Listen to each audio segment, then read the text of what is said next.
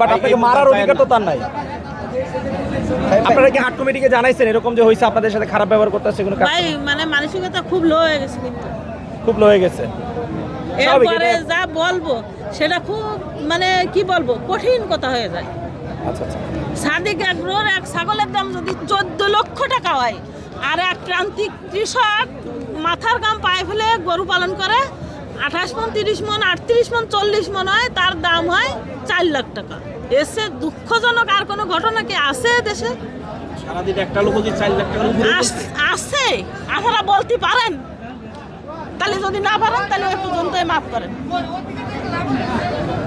দর্শক আপনারা দেখতে পাচ্ছেন আসলে প্রান্তিক যে খামারি উনি কিন্তু আসলে কান্না করে দিচ্ছেন গরুর ন্যায্য মূল্য না পেয়ে আসলে, এবং সত্যি খুব দুঃখজনক।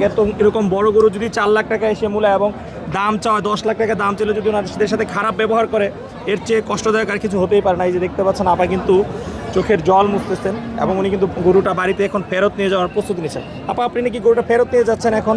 ফেরত নিয়ে যাবো ভাই, আমার গরু আর থাকলে অসুস্থ হয়ে যাবে। আমি বলেছি যে আমার গরু খুব শৌখিন। আচ্ছা। এবং ও খুব বোঝে। বাড়িতে নিয়ে গিয়ে কি করবেন আপা? বাড়িতে নিয়ে গিয়ে রাখবো। ওর রাখবেন? নসিবে যখন কুরবানি নেই তা আমার তো কিছু করার নেই ভাই। আচ্ছা।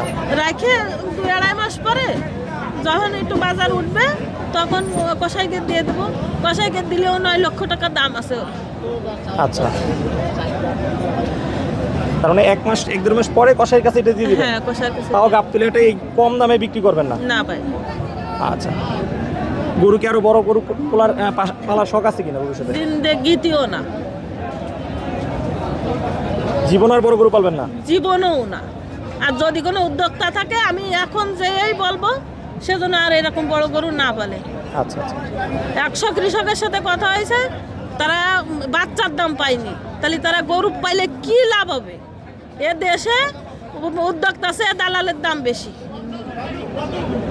তাহলে উদ্যোক্তা হয়ে লাভ কি? আপা খুব সুন্দর কথা বলছেন। আসলে উদ্যোক্তা হচ্ছে দালালের বেশি বর্তমানে। যারা পালে গরু তারা আসলে লাভ করতে পারে না, কিন্তু যারা আপনাদের কাছে গরু কিনে নিয়ে আসে তারা কিন্তু আবার ঠিকই দেখা যায় 2-3 মাসের ব্যবধানেই কিন্তু তারা লাখ লাখ টাকা এই গরু লাভে বিক্রি করে ফেলে। ভাই আর কিছু বলতে চাচ্ছি না আমি, কারণ আমার মানসিকতা খুব নষ্ট হয়ে গেছে। আপনারা এখন যান, আল্লাহ হাফেজ।